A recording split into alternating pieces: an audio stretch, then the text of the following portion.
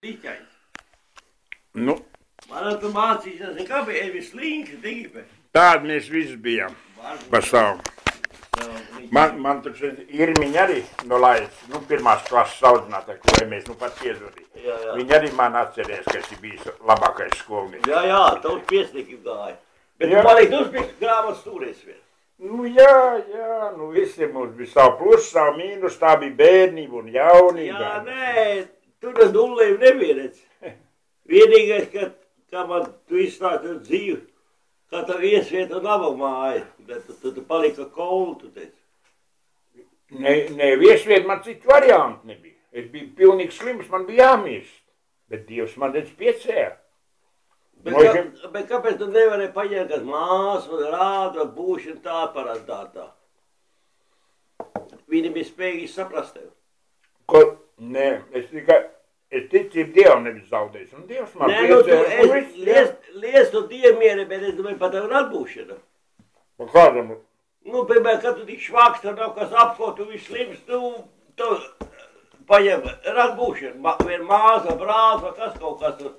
Nav neviena, ka man divas māsas tikai ir un viņam pašam ir savas problēmas. Viss. Reka manā brālis nāca, brālis, kad 2 gadu vecāks. Tu arī dundā, kuru pansionātā aizved, jā? Jā. Viņš teica, nenāk. Viņš teica, ja jūs man turēs, leks pa logāne. Un tā atbrauc, viņš dzēra tikt vairāk es. Viņš tas skūtus pirkt, kas bija tas sūdus, kur tāls vēl dabu, kur kājas mazgā.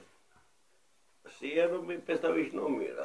Un, kad tik tā es stāstīs.